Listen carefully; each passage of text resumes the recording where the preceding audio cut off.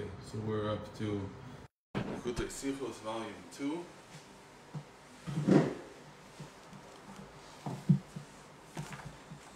Parshas Shelach and chapter 5. So now he puts everything together. He says, so we said the first question he started with was, if all of them were kosher, all the spies, why was he even worried? And if he was worried, why did he send them? And if he sent them, why did he only pray for Yeshua? He should have prayed for all of them. So now he explains that they are kosher. Why are they kosher? Right? Because they were like Shammai. They weren't connected to physical matters in the world. Chassidut musbar, tam lachach, second paragraph. שהמרגלים רצו להיכנס לארץ ישראל משום שלא רצו להתעסק בגשמיות העולם, because they did not want to enter the land of Israel, because they did not want to deal with the mundane physical matters of life. They enjoyed what they had in the wilderness. במדבר לא היה לישראל עסקים בגשמיות. In the wilderness they had no need to take care of mundane affairs. שכן אכלו לחם מן השמיים, שתו מים מבארה של מרים, ואפילו בשעים הונקו וגועצו על ידיהם בני הכבוד. Because their food came from heaven, and they drank from Miriam's well. And even their clothing, they didn't need to do anything because the clouds of glory would clean them and press them. לכן לא רצו המרגלים לצאת מהעמדה ולהיכנס לארץ ישראל ולעשות בה חרישה וזרוע ובני אדם חורשים וזורים. So they were perfectly content to continue learning Torah in the wilderness. And they had no interest in going into the land of Israel. This was their opinion, and it's not, as now he's going to say, it doesn't make them negative people. It doesn't mean that there is something wrong with them. לעצמם, says the Rebbe, ייתכן שזו דרך טובה. כמדובר לעיל שיש צדיקים שהנהגתם בקו הגבורות. We said that there are tzadikim like Shammai, whose lifestyle, whose direction in life is Gvura, and Gvura is emotion from below to above. They're running to God all the time. They're not connected to this physical, mundane reality. And so that's good for them as individuals. And it's fine. You can't say that they're not kosher people because of that. So why did they get such an punish? Why did they die? They did something else. They convinced everyone else that because they felt that was their right there. No. You said that this derech is okay. It's okay for individuals, but you can't go against what Hashem wants. You can come and say, I prefer to be in the wilderness. Maybe he even stays in the wilderness. So then you're going against what Hashem wants. No. Because Hashem said through the Jewish people to enter into the land of Israel. When you work against that, you're in trouble.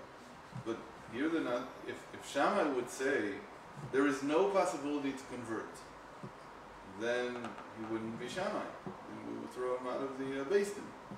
Right? Because that he can't say. That he says that I don't have time for someone who comes and says, I want you to convert me on 1 foot. Well, okay. That's how he is. He's not able to take care of things like that. So we accept it. There's many examples of that in everyday life, I think.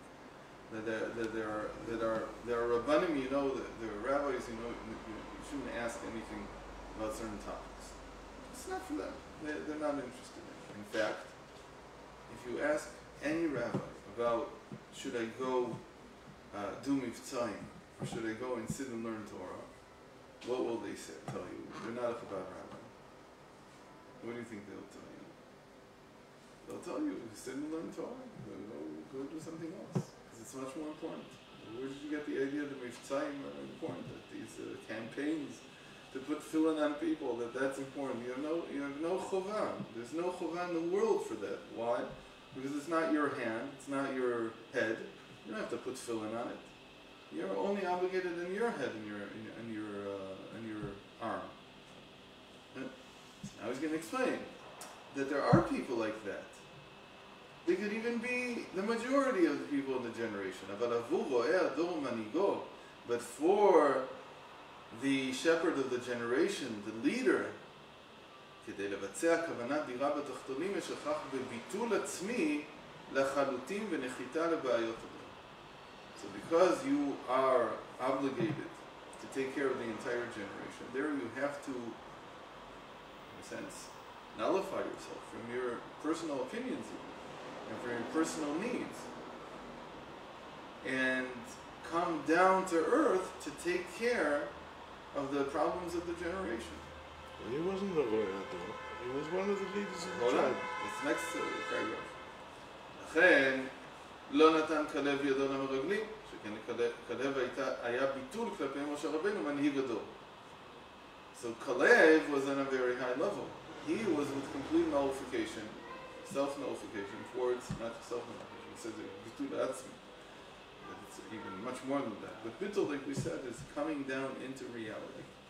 It's coming off your spiritual high level and being willing to come down to a place that is much, much under, far beneath your level, and do what the leader of the generation tells you to do. So Kalev, ben Yefune, he was like that. He had that type of bittul, that type of nullification before Moshe Rabbeinu, the leader of generation. וכנאמר ויעש כלב את העם אל משה, שמשה הוא בחינת ואנחנו מה, ביטול עצמי, ביטול במציאות.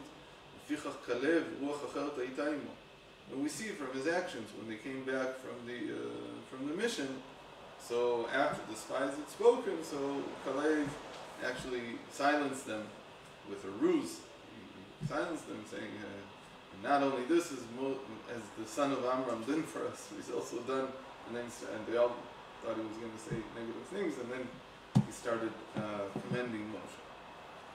So Kalev was entirely on Moshe's side because he was batal, he was nullified to the leader of the generation. But that is exactly the reason. But that's why Moshe Rabbeinu had to daven for Yeshua. Why did he have to daven for Yeshua? Because we already knew because Moshe Rabbeinu knew that Yeshua was going to inherit his spot, his position of leadership of the generation. Because at the end of Parshas Galoscha, we heard that Eldad and Medad were prophesizing still after Moshe had given his spirit over the 70 elders. These two were left, and by the way, they were his brothers. It's not well known, but Eldad and Medad, we talked about this last week, I think, were Moshe's half brothers, and they said, Moshe met, Yoshua machnis et Yisrael haaretz. Moshe Rabbeinu was going to die, and Joshua was going to bring the Jewish people into the land of Israel. Because he knew that he needed, even though he was Manshe Moshe, there was nobody more nullified to Moshe than Joshua.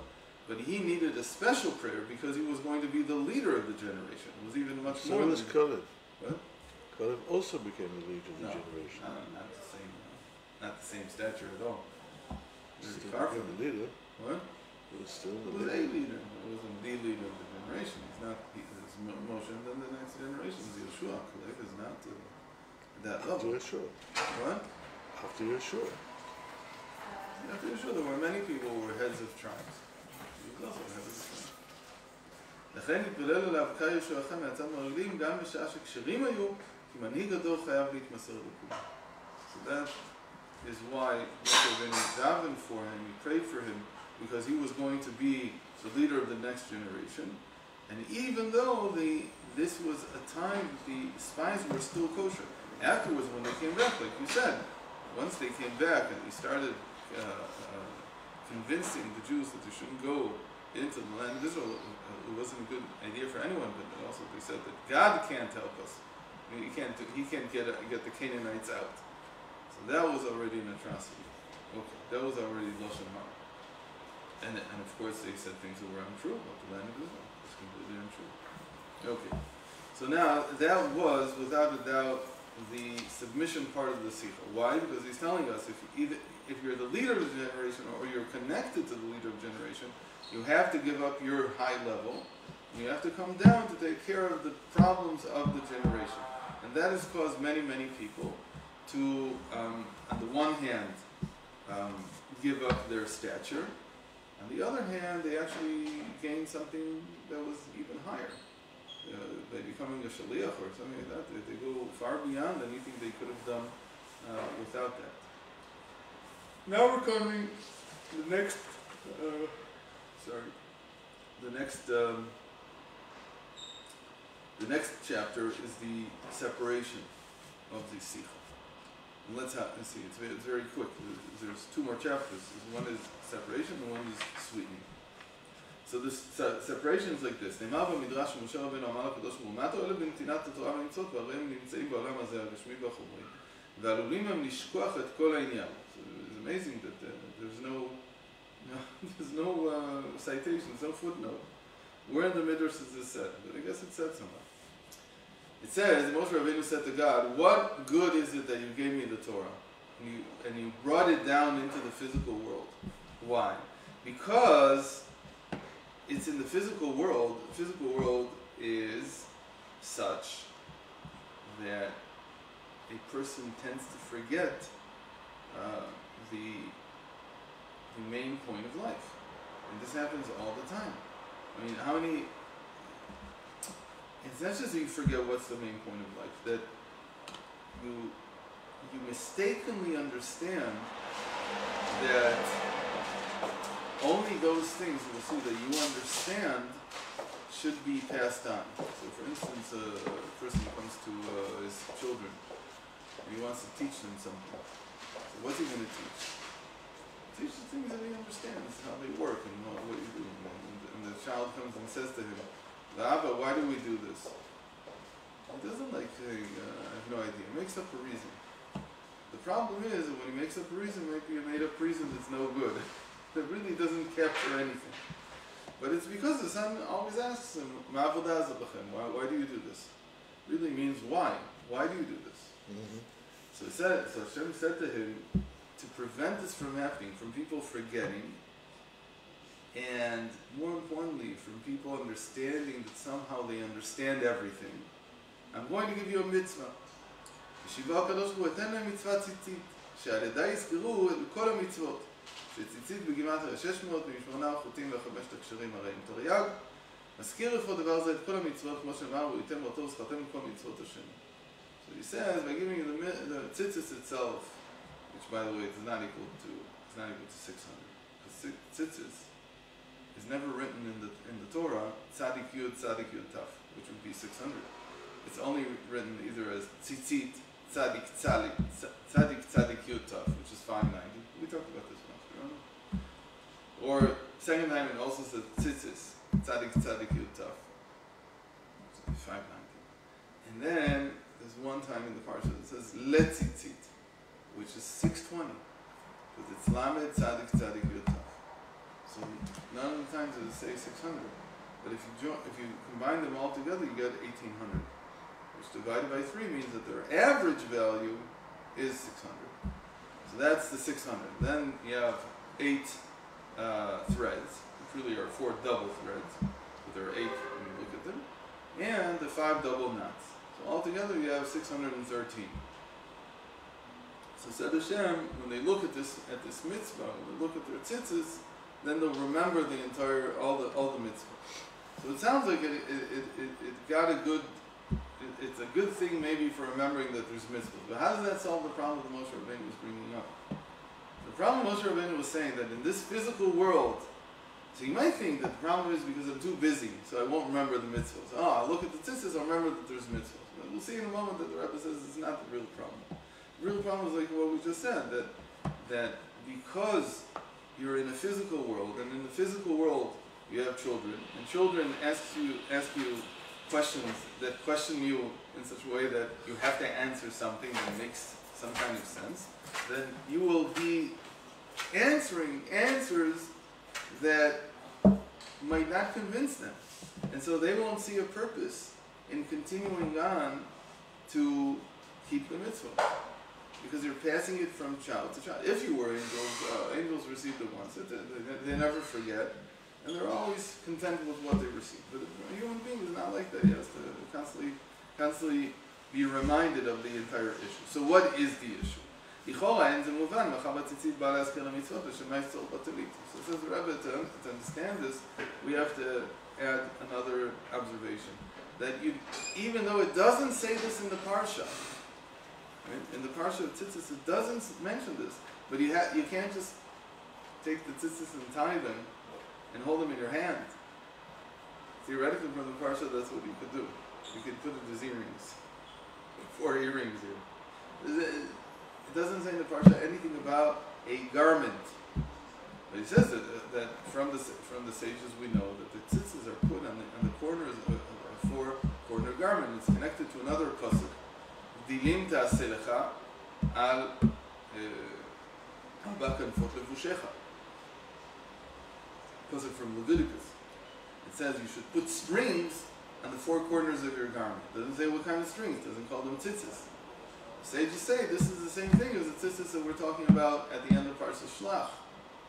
And so from there we learned that they have to be on the 4 corners of the garment. Now, again, if you don't know that verse, and there are people, we'll talk about them in a second, who don't know that verse. So what do? So they tie the strings, and they make a little hook at the end, because you need the first double knot, right? But it's not connected to a garment. And then they put a little clips on it, and they flip it on their pants. Who does this? It started from Messianic Jews, so-called Messianic Jews. Now there's a lot of Christians who do that. They don't know. So they want to do this mitzvah, but they have no clue because they don't study Talmud. If they would study Talmud in the first place, they wouldn't be Christians and they wouldn't be Messianic Jews. But there is such a thing. You can buy them online. You can go online and see them. Why? Because in the parsha, it doesn't say a word about a garment. It's a very strange thing, isn't it? Because it says it in a different pasuk. You have to put them together. So, what is the garment for, says the Rebbe? Why do we have to have a garment? The main thing is, maybe they're right, the main thing is to clip the little, the tzitzis on your belt or something. So it says,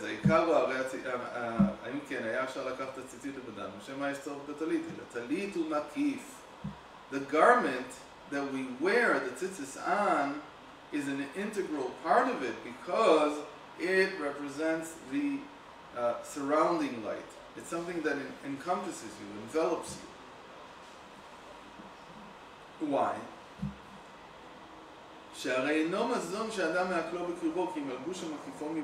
Because of the needs of a person, right? We say Maslow's pyramid is very nice, but it's 3 basic needs a person needs. Mazon, levush, bayit. Food, clothing, and shelter. So the clothing is not the food, it doesn't go in, it's not integrated into the body, you wear it around you. So the levush, this garment that you put the tzitzis on, especially when it's the big garment, but also the small one, it's just that the small one, we make it so small that we can't cover ourselves in it. So we say the bracha on the big one, and that's how we free the obligation from saying the bracha on the smaller garment. So the point of the garment is to be something that envelops you from the outside. You cannot integrate it into yourself.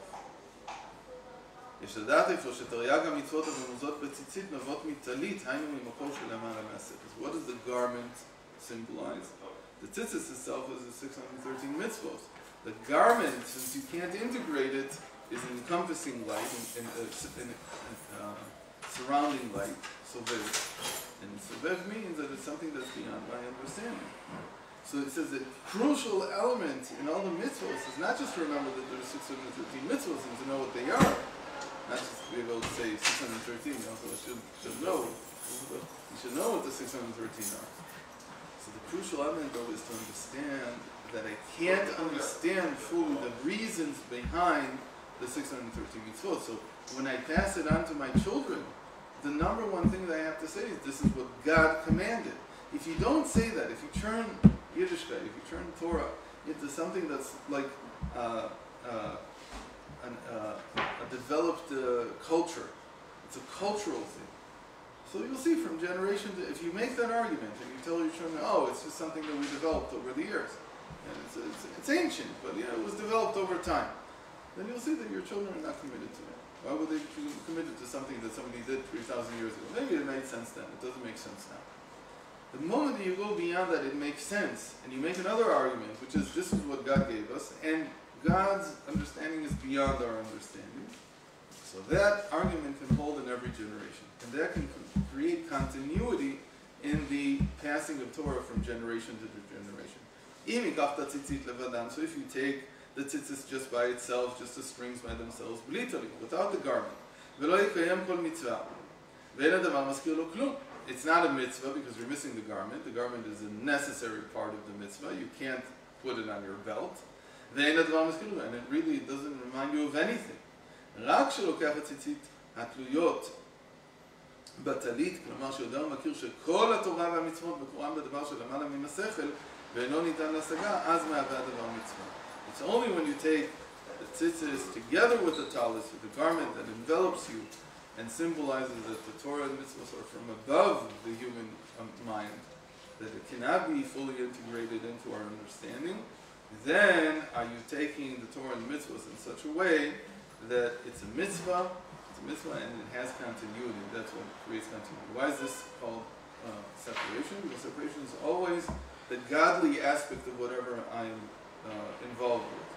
And my identity goes beyond what I understand. Usually, Havdalah, separation is a lot about what I can integrate, but the other element in it, which is just as equally important, which is why it's called separation, is because I'm saying even my identity in the end comes from something that's above me, separated from my being, separated from my ability to understand. And so that's what we're saying here about the entire Torah and mitzvahs, that they're from above, that they're from a separated dimension, something that's beyond our understanding, and so on.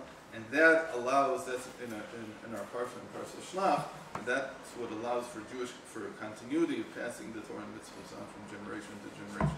So God willing, tomorrow we will finish this Sichot, chapter 7, and see another example of sweetening.